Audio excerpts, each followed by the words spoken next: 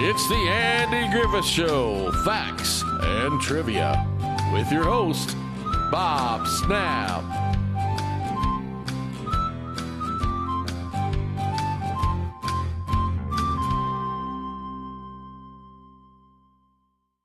Hi guys, welcome to the Andy Griffith Show, Facts and Trivia. Appreciate you being here. Today's video is on the episode of Opie's Newspaper and 10 details that you probably didn't notice from it.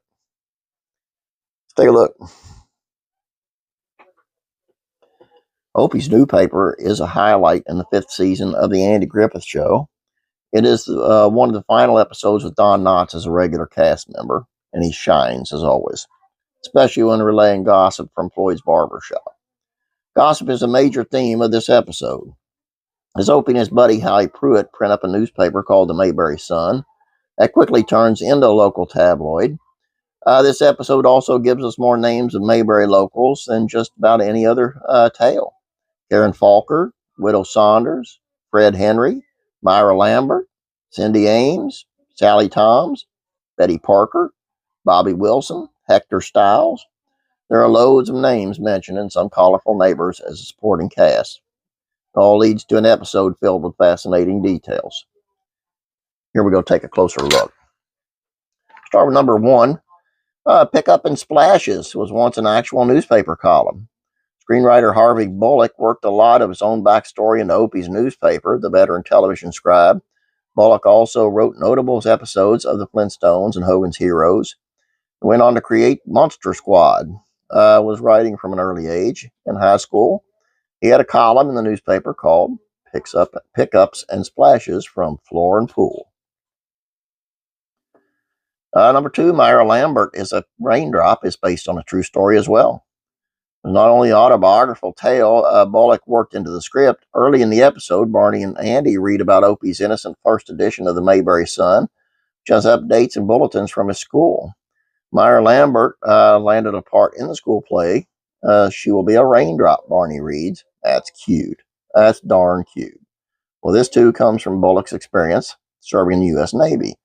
Explained in Mayberry 101 that fellows in the Navy serving in the Pacific were missing news from back home. They asked a Red Cross field worker to bring back updates from home front. When the news came in, one sailor heard about his brother Clifford landing a part in the play. Clifford is a raindrop, the Red Cross reported. An amusing line stuck with Bullock for decades. Well, the writer later regretted making a reference to the Abomb. Later in the episode, Barney and Aunt B and Andy sit and chat in the Taylor kitchen. It's a hot day outside. Must be the bomb, Barney declares. You might wonder what he's talking about. It was an off-stated, offhand line used in the post-World War II era by people who would blame something inexplicable on the nuclear bomb. Opie got his name wrong, the name of his pal wrong. An astute viewer of the Andy Griffith Show knows that the writers did not pay particular attention to continuity. This episode in particular is rife with such inconsistencies. We'll start with Troy Bowden. In the Mayberry Sun, we learn that this boy forgot his lunch at school, but got a pair from a classmate. He was seen young Bowden before. Trey Bowden was the title character in Andy and Opie's Pal. Trey was his nickname, as given his real name was Frederick Bowden III. The Reverend had a different name too. You recognize Reverend Hobart M. Tucker. After all, he married Andy and Helen in the series premiere of Mayberry RFD. It's a familiar face around Mayberry, only in Opie's newspaper, as well as at church organ. He is, for some reason, called Reverend Martin. And the Reverend lived in a haunted house. Speaking of the Reverend, paying close attention to his house. His recycled home in Mayberry, most notably the same structure was the spooky Remshaw house in the haunted house. The same place hosts a society party when it is Mrs. Wiley's home in My Fair Ernest T. Bass. The Grigsbys were not that far apart in age. Barney and Aunt B gossip on the sidewalk as passerby. They spot Harold and Sue Grigsby. Barney and B said he's old enough to be her father, and that Sue's a bottle blonde. In real life, the actors Kelly Thorson and Vicky Rafe were only 4 years apart in age.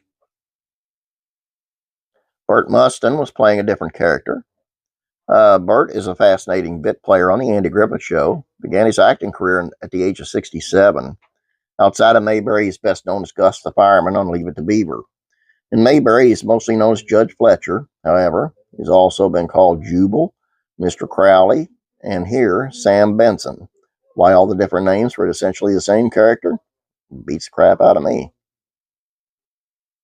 Mrs. Foster was related to Beaver Cleaver, and not. Aunt B disses the chicken a la king of Mrs. Foster, describes it as wallpaper paste. That bit of spilled tea gets printed in the Mayberry Sun, forcing B to try and snatch the paper from Mrs. Foster's doorstep before it can be read. Irene Tedrow plays the role on the new Leave It to Beaver. She portrayed Aunt Martha Bronson, June's auntie, which is weird because on the original Leave It to Beaver, she was in the episode The Visiting Aunts. However, in that story, she was Mrs. Hathaway, a friend of Aunt Martha. There was a cereal conflict. Post was a major sponsor of the Andy Griffith Show, which is why you could see Andy pitching the company's cereal Post Oat Flakes and Post Toasties during the episodes when the sitcom originally aired. They're good, he declared. Look at the shelf behind the printing press in the Mayberry Sun's garage base. You'll spot a box of Kellogg's Frosted Flakes and General Mills Cheerios. And there you go. This one's a little bit longer than normal. What do you think? Ooh, and I'm so tired. Hope you enjoyed this. Please don't forget about classic TV facts and trivia. Come on, guys. Get on over there and check it out for me. Classic rock and country music facts and trivia. And I know you like music too, so you can check those out too. The links are in the description below. But if you have a problem getting there, hit me up in the comment section. I'll slide them right over to you. That's all I have for you. Hope you guys have a great week. I'll see you tomorrow. God bless, and I'll be praying for you.